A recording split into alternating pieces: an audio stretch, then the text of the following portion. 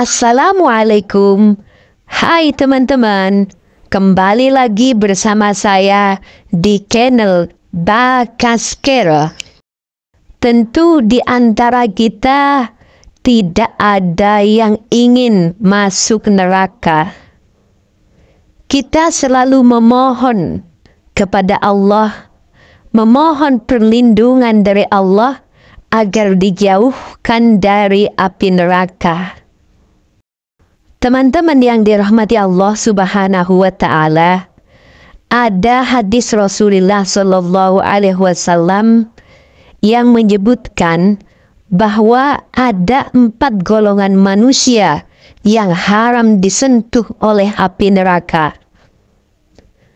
Beliau bersabda dari Abdullah bin Mas'ud radhiyallahu anhu, ia berkata, telah bersabda Rasulullah Shallallahu Alaihi Wasallam, maukah kamu aku tunjukkan orang yang diharamkan neraka baginya?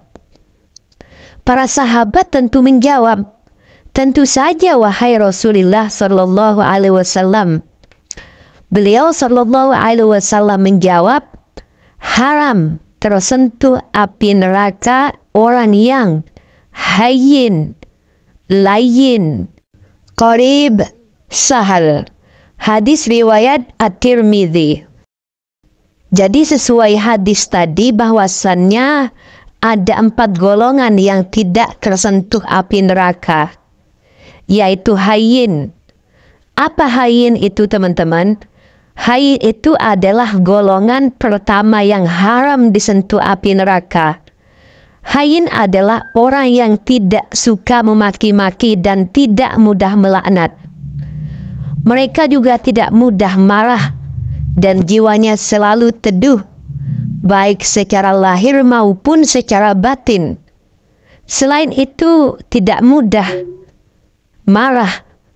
Orang yang hayyin selalu penuh pertimbangan. Golongan hayyin punya sifat tenang dan berwibawa. Selain tidak labil, juga tidak mudah tersulut emosinya. Hal ini tentunya disebabkan oleh kedalaman ilmu agamanya.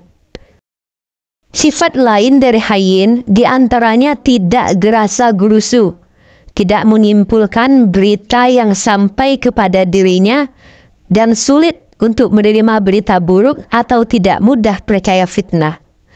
Kelak nanti di hari kiamat, orang yang memiliki sifat seperti ini jasadnya tidak akan tersentuh oleh api neraka. Masya Allah, tabarakallah.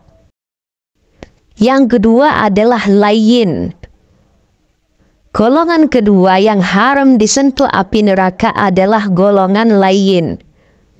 Layyin adalah orang yang selalu menginginkan kebaikan antara sesama umat manusia.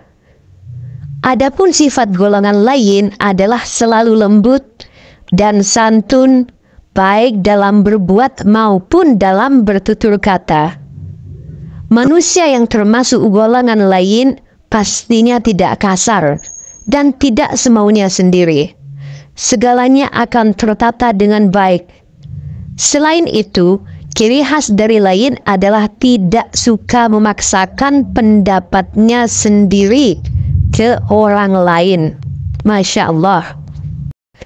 Yang ketiga, yaitu qarib. Teman-teman, qarib pastinya istilah yang tidak asing di telinga kita. Kata qarib dalam bahasa Indonesia memang diserap dari kata qarib dalam bahasa Arab. Qarib di sini mempunyai pengertian yang sama seperti bahasa Indonesia, yaitu orang yang akrab, ramah diajak bicara, dan punya pribadi yang menyenangkan bagi semua orang. Golongan manusia qarib senantiasa menebar senyum jika bertemu dengan orang lain. Sisi baiknya juga tidak lupa selalu memberi salam.